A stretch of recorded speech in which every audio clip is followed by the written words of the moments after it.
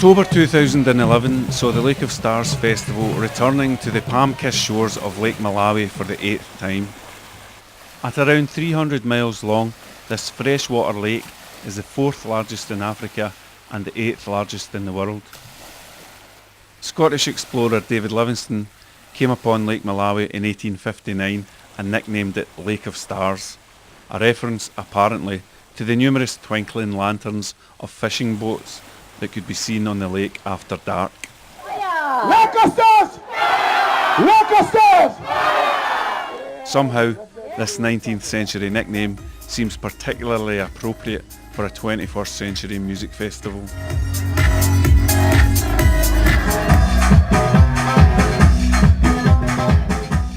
Right, here we are at the Lake of Stars Festival in Malawi. Now that I'm here, I cannot believe how nice this place is and how well organised it actually appears to be. Have a look at this. It's Malawi's biggest arts festival, attracting over 3,000 visitors and over 90 acts from all around the world, making it a truly international affair. Are you guys having a good time? What makes this festival quite different from most UK festivals, however, is its truly exotic location. Lake of Stars is located in a purpose-built holiday complex. Sunshine is pretty much guaranteed, and if you want to pay for it, you can hire a holiday chalet with all mod cons.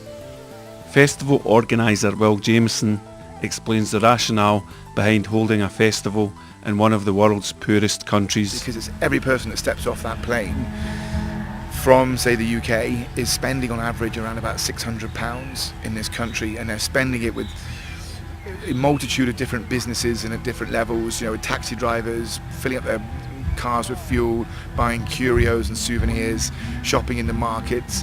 It's this foreign currency coming in and getting spent, across the country as people travel around.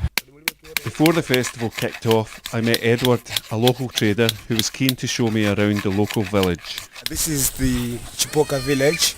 And now we are going to the hand lathe machine, going to the factory to show you how we make like wine goblets, salt and pepper pots by wood, and plates that made by ebonies. And how many people live in this village? This village live like 13,613 people. Okay. Sure. Do you like living here? Yeah, I like living here because it's home. Sure. Sure. And before I knew it, Edward was showing me around his factory.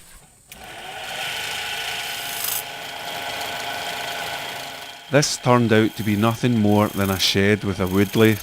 From here, he made a range of gifts which he hoped to sell on to festival goers. In my case, it was a couple of wine goblets. Wine goblets. Also this, we also carve them some designs, and then sandpaper them and polish it outside. Inside we don't polish it because we leave it natural, people can drink with it. Sure. It's something to use, not just ornamental. Sure. And after a quick water stop, it was time to meet the local chief who was in council with the village elders. You are the chief? Yeah. What does the chief in the village do? He does like giving land to people, sorting out the ones who are, it's like in a family, in a certain family, people are insulting each other. So those disputes comes to the chief, and then they sit down, like a dialogue, then they talk about that. And how long have you been the chief of the village? 5 years. 5 years? Yeah. And how does one become a chief? When his uncle, who is the chief already, dies, then he comes to be a chief. Okay. Yeah. Back at his shop, Edward was busy giving my gifts a final polish. And how long have you spent making this? This is took me 3.5 hours to name block. Look to my little boy. Yeah, okay.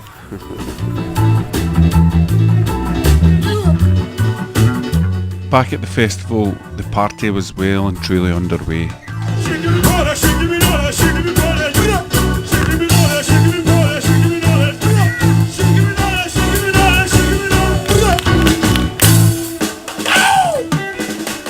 As night fell, the stars came out to play.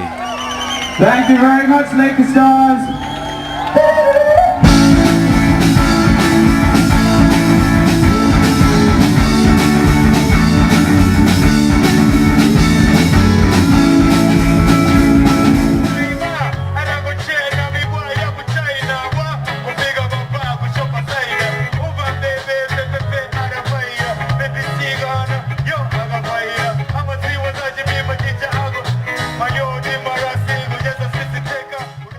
Morning campers, it's day 2 here at the Lake of Stars Festival in Malawi.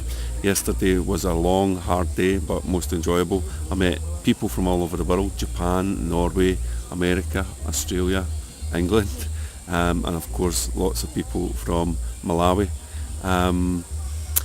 Perhaps the highlight of the day, however, was my trip into the village, and it's really quite interesting and quite emotional to see the contrast between the festival here and the village next door. But I suppose the whole point of the festival is to try and raise funds for this area, and this is the wonderful pieces that were made for me yesterday. One that says Mum, not for me obviously, and these little things here, key rings.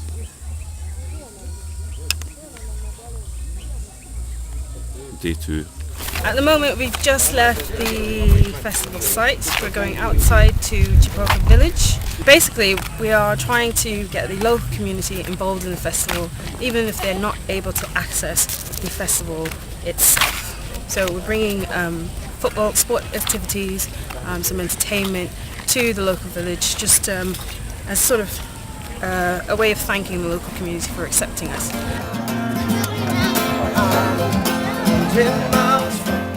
And to entertain the locals was up-and-coming UK star Sia Delican, while bassist Walter Jervers from UK headlining band Foals went on walkabout.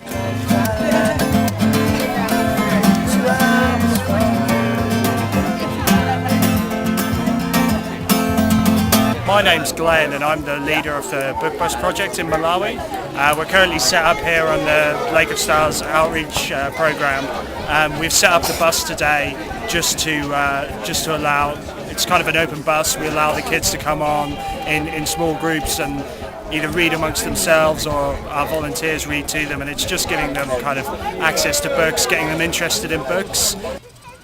And as the book bus left with children on tow, it was time for me to return to the festival for some nighttime entertainment. Thank you! Zikomo Malawi! Thank you and good night! Unknown to me then, however, the children of the book bus would make a further appearance at the festival the next day.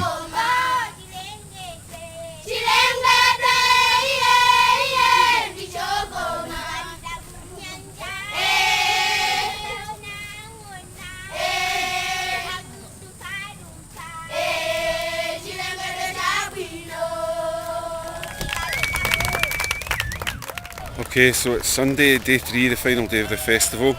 The plan today is to go on another outreach trip that's been organised by the festival, and this time it will be up to an orphanage to see some of the good work that has been helped by the presence of the festival here. We're going to Moet Orphan School, which is a school, just for orphans. It's sort of a really well-run Malawi school funded by donations. So they wouldn't normally be here, but they've all come in and run the school as normal.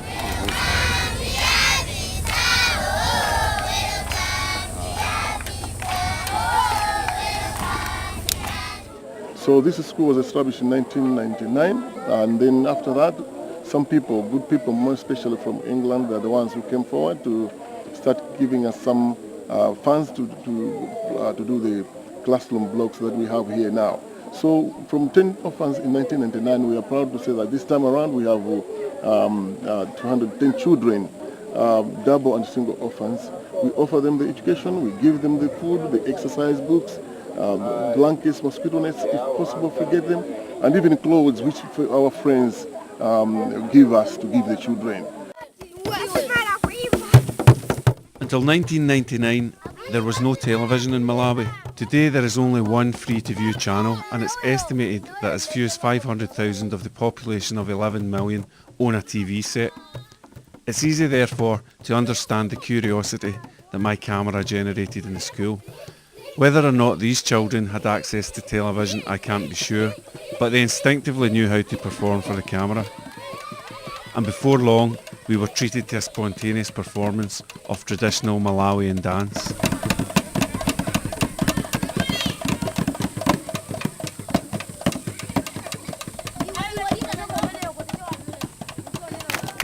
This show was every bit as engaging as the professional acts at the festival.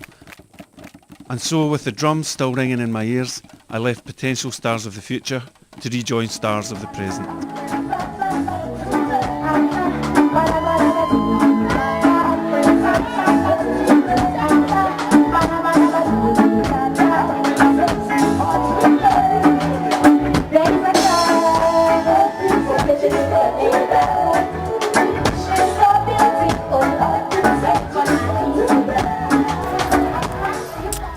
Right, it's Sunday evening here. The festival is just about winding up now. I was out earlier in the evening doing a final bit of present buying, and I met Edward, who I bought the cups from on Friday. I thought I should do a further bit of business with him. However, it was the end of the festival and I was running a bit low on cash, so in the true tradition of haggling, I decided to try and get the price down a bit. Edward entered into the spirit, and I got the price halved, but only on the condition that I give him the shorts that I was wearing on Friday. So here they are. This will be the last time that I see them. I'll be very sad. We've had some good times together, but they are now going to go to Edward. Leg of Stars, this is the last one from me. I've been Goldie Rocks all the way from the UK. Leg of Stars, one love. Malawi, one love. Africa, one love. Worldwide, one love. So this is Edward. I'm going to give him my shorts. There you are, Edward. Do you want to tell me what you think of the shorts? This is nice shorts. You like them? And will you wear them? And I wear them now. Not tomorrow. I wear them now. No. Now. No change. So bye-bye shorts. It's been nice knowing you, but they now officially belong to Edward. Thank you, my friend. Take care. Cheers, mate. Hopefully I'll see you next year. Yeah, you too. Okay, cheers. Bye-bye. Bye-bye. Well, that's about it for 2011. The festival is all but done. Only the hardcore stragglers are now at the bar having a few final drinks. I've come back here to the luxury of my huge tent for a few hours kip before I catch the flight back home. So what are my concluding thoughts on the festival? Well, on the one hand, it would be easy to dismiss it like any other festival as being simply hedonistic pleasure seeking. However, to do that I think would be to dismiss the good work that's obviously been done here, such as the outreach work which I witnessed, and on top of that you've got to think that the money that is being spent and generated here does find its way down into the community, and I'm sure that does happen. So if people can come here and have a good time and the local community benefit from it, then I'm all for that. So I hope to be back next year.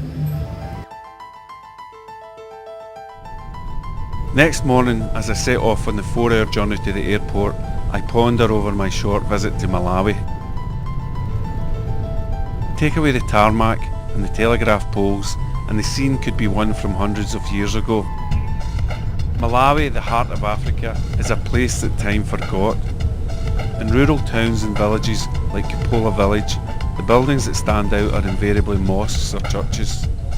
But as we approach the capital city of Lilongwe, it's increasingly the petrol stations and factories that stand out. And the irony of ironies is that as I fly home to Edinburgh, I read that an American university has just secured rights to start exploring for oil in Lake Malawi. My stomach churns at the thought of this, or was that just the turbulence?